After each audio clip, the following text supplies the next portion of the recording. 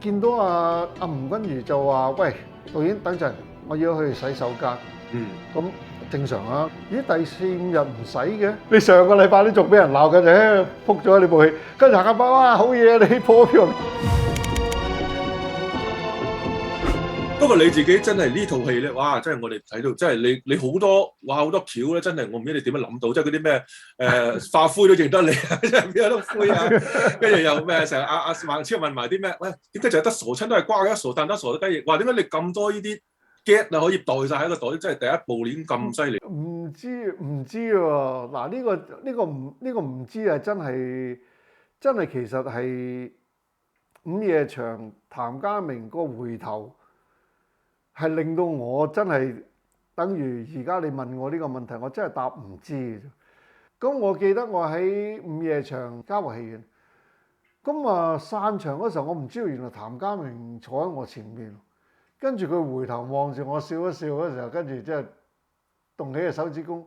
咁跟住嗰剎那，我真係其實我係輕輕真係不知所措。即係其實我都唔知我自己拍成點嘅最後尾，但係我係有信心去拍。但我唔知道真正嘅效果係咩，即係我成日都講，即係等於最近我睇嗰個《飯戲攻心》，我覺得《飯戲攻心》嗰部戲係即係個導演係真係完全駕馭到嗰個古仔每一分鐘發生嘅嘢，因為好難喺一間屋裏邊發生嗰個古仔，不停喺嗰間屋裏邊講90% 以上喺間屋裏邊拍嘅。嗰個古仔發生喺度嘅，即係如果你少啲料啊，都搞唔掂嘅。咁正就係猛鬼差館當其時，你問我點解可以有咁多啲嘢，真係唔知嗰時候度到去嗰度就有好多呢啲咁嘅古靈精怪嘢走出嚟㗎啦。咁我曾經講過，我話點解揀鬼喜劇，因為好難駕馭嘅就係 timing， 笑 timing 要好準，呢個驚嚇又要好準。我好記得剪片嘅時候，鄧光榮佢睇到嗰一場，佢話：喂，嗰個鏡頭唔使咁長啊，短啲。我話唔係，大哥，你俾我留咁長啦個鏡頭。嗰個鏡頭係邊個鏡頭咧？就係許冠英喺個停屍間度，12點鐘嗰隻鬼會醒㗎啦。攞鎖匙。嗰條好死唔死，佢就係想走翻出去嗰時候，條鎖匙就擺咗漏咗喺嗰隻僵屍個頸旁邊個枕頭嗰度。咁佢就望住隻僵屍，隻僵屍又唔出聲，又望住佢，大家就互望就好驚啦佢。但係佢就要出呢間房，一定要攞到條鎖匙，所以佢要伸手去個枕頭嗰度攞條鎖匙。但係嗰條鎖匙正就喺嗰條個僵屍咁樣隔離喎。嗰個鏡頭咧，我足係好多秒嘅 ，over 10秒以上嘅，比好多已經剪咗2秒就得啦，就攞手，反正都嚇你嘅啫。但係我唔allow我自己，我要控制到嗰個，我知道嗰個情緒係扯到啲觀眾好緊嘅。咁當晚午夜場，我果然我坐喺樓上，後邊嗰條友唔知邊條粉腸，嗰隻腳一路壓我個耳柄，全間戲院就，因為大家都等緊嗰隻鬼發圍啊嘛。10幾秒，大家都估緊係第8秒定第7秒，就成間戲院起哄。到嗰10幾秒，終於嗰隻鬼一咬過去許冠英嗰度嗰時候，係全間戲院爆起嘅。哇！咁嗰剎那我覺得呢個 timing 捉得好好。係啦。咁所以你問呢啲嘢，所有嘅好少嘅一部分，好少一部分一加埋，就成個戲好豐富咯。咁所以譚家明擰翻轉頭嗰時候，嗰時候我都有少少都唔知點答佢咁樣咯。因為譚家明係以前係我世紀公司請翻嚟嘅導演嚟噶嘛。咁今日佢回頭望住嗰個係以前世紀公司嘅個老闆嚟噶嘛。咁呢個人就而家就即係間公司又冇咗幾多年，佢就變咗佢就走咗去做導演咁樣。咁啊，即係喺嗰剎那我都幾有趣啊！即係我覺得係個咁。點知拍完之後，哇痛苦啦！一連口氣連續百幾部，冇一個片商會叫我拍第二啲嘅，總之你猛鬼乜就得噶啦。劉鎮偉你唔好轉第二個題材，哇懵到我嗰時候。咁啊，直至到我有個機會咧，就又係拍完鬼片先喎，去咗嘉禾拍啲咁啊私家種地啊。嚇！哇！咁我又係鬼，一路都係鬼，都冇走唔得啦。咁直至到咧，我有機會拍賭聖，咁就轉題材啦。啊點知啊拍完賭聖又賭霸，唔知賭乜。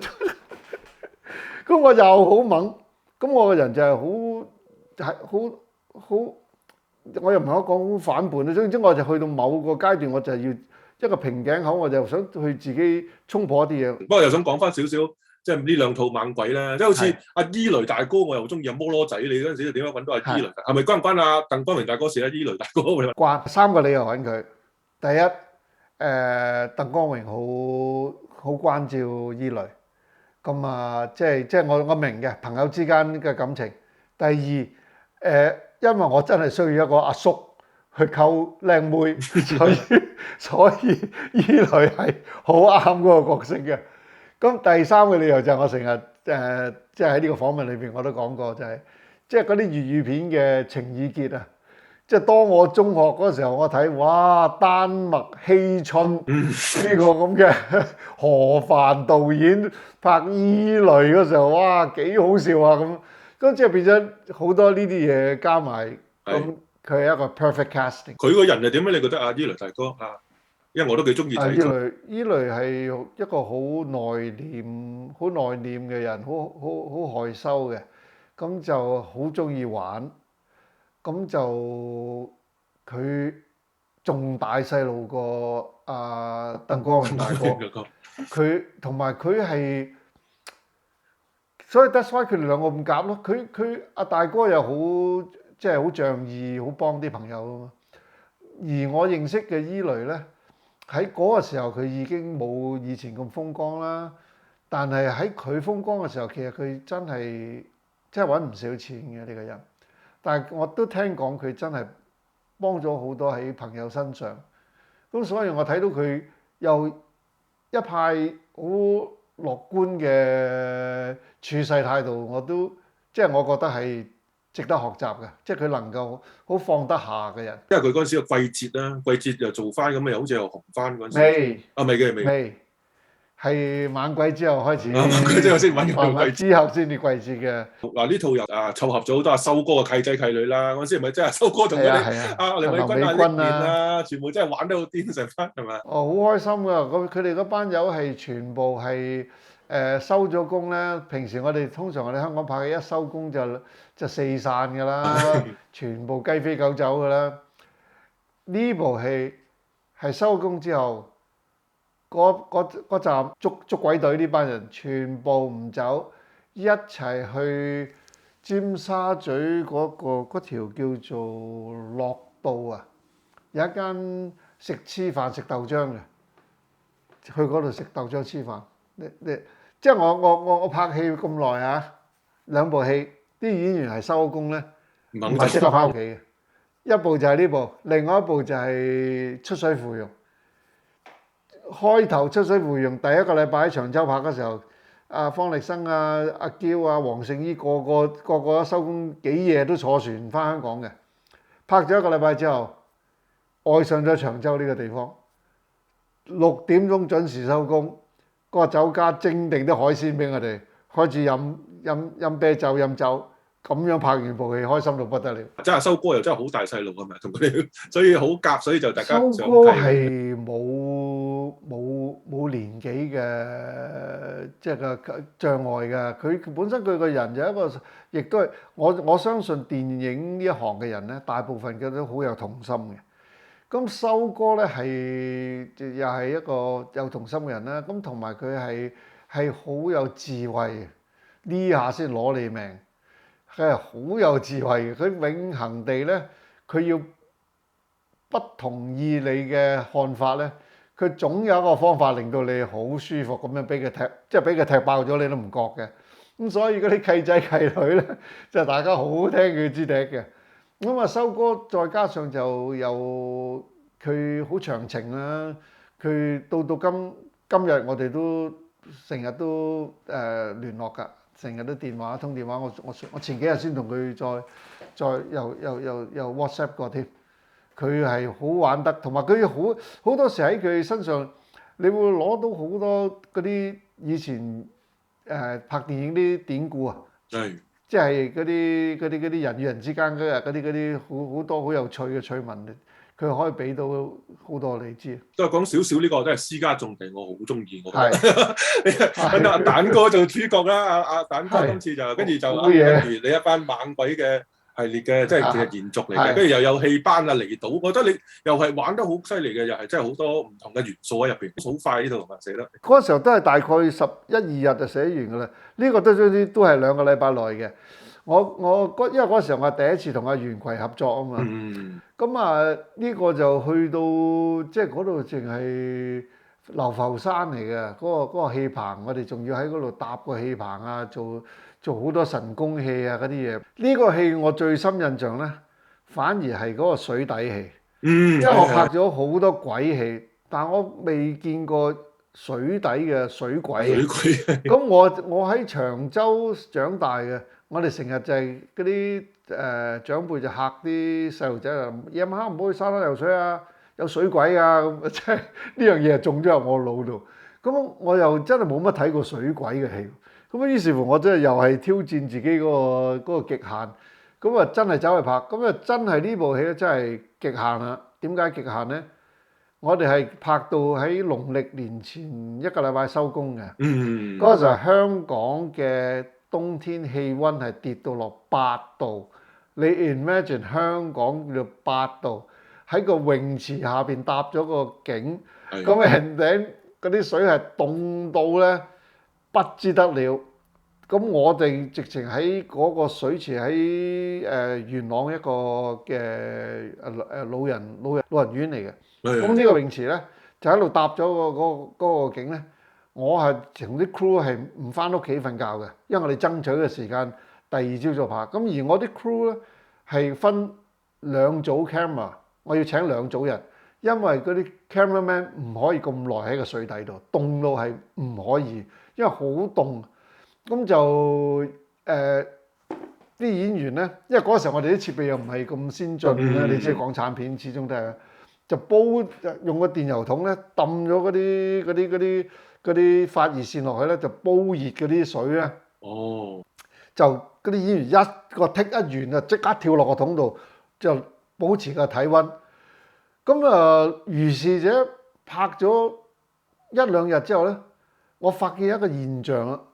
即係第1-2日我都見到阿吳君如就話：喂，導演等陣，我要去洗手間。咁正常啊，咁你着咗，因為佢啲水底潛衣啊嗰啲嘢，咁你咪去洗手間。咦，第4-5日唔使嘅，咁我就問佢：喂，你係咪喺裏邊自己屙埋？咁佢答得我好妙㗎，嘿，暖身啊嘛，唔好嘥一個。咁我之後咧我就有一個印象嘅，就係我每一次跳落去嗰個池度咧，係唔止一個演員係咁做嘅，係全部人都係咁做嘅，咁樣即係咁樣咯。蘭子嗰啲都可能係。蘭子一定會啦。咁同埋咧就係有一日朝頭早我開工，我係睇到我個攝影師一路刷牙嗰時候咧，對住塊鏡喺度喊。咁我問佢咩事，我以為佢屋企咩，跟住佢話：導演好凍好辛苦，個攝影師未落個水底，個頭痛啊！佢話：咁呢個就係私家重地，係即係我其中一個好難忘嘅景啦嚇。同埋呢個戲當其時係亦都係俾 Indiana Jones 影響啊！哦，條屋企兵。嗰個年代因為嗰時候又冇人去拍呢啲咁嘅歷險片。咁我就諗啦，咦 Indiana Jones 都幾好睇喎。係啦。咁我咪整一個鬼嘅奪寶奇兵咁嘅嘢。同埋大家就好記得你嗰個詩啊，一支梅花發石啊，花發石石流水響，石流流水響潺潺。哇！你點樣諗到呢？哇！好嘢。我哋好記得。係啦，冇錯。嗰個又好夾，即係我呢啲念口簧由細個嗰時候已經咩，咁好啱我發揮嗰條嘅藏寶嘅路徑。咁我又可以去用畫面去講咗隻古仔出嚟，等觀眾去。但係嗰個瀑布我哋難揾啊，真係難揾。香港係好難揾到呢啲嘅，即係如果嗰個時候有特技就好啦。我根本就喺個廠度拍晒。嗰啲係咪咩新娘潭嗰啲？又唔係嗰啲，係咪嗰啲地方？唔係新娘潭，但係佢個唔知大咩篤。大髀篤定唔知乜嘢嗰度有一個即係類似咁樣嘅瀑布，但係又唔係好大嘅，好即係辛苦㗎。即係其實我話俾你聽係好險要嘅。我覺得有陣時叫啲演員咧去做呢啲嘅時候，我叫嗰啲人即係特別啲安全措施要做得好小心。係，同埋你呢幾部咧，你又係好中意突然間玩咗一啲好似即係猛鬼學堂有啲八仙過海嘅嗰個變晒古裝啊，猛鬼大廈亦都係佢哋誒咩即係靈童啊嗰啲，係嗰陣時係點解突然間係咪真係又係粵語片影響嗰啲真係其實嗰個絕對係啦，絕對係啦。你嘅喜劇啦，好似吳君如啊，或者阿蘭子啊，或者係阿許冠英啦，即係我成日覺得咧，有啲喜劇咧，你寫得好咧，但係揾唔到一啲啱嘅演員咧，又好難。嗰陣時揾佢哋都冇錯，係啦，冇錯。呢個就係我覺得早期嘅香港喜劇同後期，我覺得係唔同嘅咩？早年嘅喜劇咧，係真係你係揾緊一個演員係好啱嗰個角色，好啱嗰個劇本去做。咁我成日都強調呢樣嘢係事半功倍。但係後期咧，到2000年後，我發覺香港嗰啲好多時嘅電影咧，我覺得唔淨一定喜劇，佢就係以票房先，嗰個演員擔唔擔得起個票房。咁佢固然之佢上一部擔得起啦。咁但係上一部佢擔得起嗰個票房點解咁好咧？因為嗰個角色真係好啱佢啊嘛！大家睇完之後好正啊嘛！咁係成個組合嚟噶嘛，係導演、故事、編劇、演、攝影，令到個票房佢變成一個過億嘅演員。咁唔代表你下一部你一定揾佢就會變翻過億噶嘛？咁但係我覺得2000年後嗰啲好多時嗰啲組合一行埋去聽嗰啲投資方嗰啲就首先都唔係講古仔，佢哋就係邊個演員先，你簽到邊個先。咁所以我一路慢慢我覺得係真係冇以前百花齊放喺90幾年我哋80幾年嗰時候嗰啲作品好睇。因為我覺得你咧又唔一定係吳君如，或者揾到阿柏安妮啊、杜德偉嗰啲都做到你啊，即係你覺得你又教到佢哋嗰種喜劇感出嚟喎？你都其實有。除咗我教係，只不過我哋係引導佢哋啫。其實我揾佢嗰時候，我已經係隱約 feel 到佢係 deliver 到俾我嘅。即係我唔會貿然揾一個，即係佢根本做唔到俾我，即係我會好吃力啦去做呢件事。咁呢一個就係喺80年代到2000年之後咧，我覺得個分別唔係話80年代唔揾賣錢嘅，都揾，但係好多時嗰個空間係會俾創作人去決定一啲嘢。但係好多年就2000年後，我覺得好多嗰啲投資方係即係佢參與咗喺呢一方面嘅決定啊，所以導致到有一啲嘢，有一啲我覺得係冇嗰個時候咁好睇嘅。當然唔係講話2000年後啲戲唔好睇，都有好睇嘅戲，都有。即係明星為主。但我睇到好多唔成功，好多喜劇係夾硬嚟嘅，就係因為你要揾個即係你覺得好咩票房嘅咯。但係根本都唔啱個角色，唔關事佢係咪喜劇演員啊？可能佢都係喜劇演員嚟，但係佢真係唔啱啊嘛。其實私家仲同賭聖關係同時間㗎，其實係即係。因為你真係好似上一期就做私家種地，之後就賭聖啦嘛！你真係快到係同時間拍㗎。私家種地一上畫撲咗街，跟住下一個禮拜就變咗破票房紀錄，簡直係個腎上腺係冇辦法平衡嘅。你上個禮拜都仲俾人鬧緊，撲咗你部戲，跟住下個禮拜哇好嘢，你破票房紀錄，直情係即係心理不平衡得好緊要。唔係，但係私家種地係好奇怪嘅喎。私家種地係香港嗰個時候，佢係收唔知6、7、8萬嘅啫嘛。但係喺東南亞係好賣錢喎。係。喺新加坡、馬來西亞，哇！我哋仲係被邀請去做宣傳，繼續加碼宣傳啊。因為上畫嘅時候好墟冚啊嗰啲嘢㗎嘛。咁然之後美加又係嘅。即係我見到阿盧盧、阿蘭子，你哋好似有啲相，你哋都有去新加坡啊宣傳。嗰啲即係好賣座喎，喺我哋台灣都係喎。咁係唔知點解嗰期個天要折磨你劉鎮偉，冇辦法就要你好惡勁嘅先，然之後下個禮拜即刻俾個獎品你。方世玉啊，方世玉係我一生最快嘅劇本。點樣喺順應賭片嘅風格裏邊爆咗一樣嘢出嚟咧？達哥，因為我之前我拍過佢好多部戲㗎啦，多人睇唔到佢其實係喜劇演員嚟㗎咯，個個就成日覺得佢係做反派咯。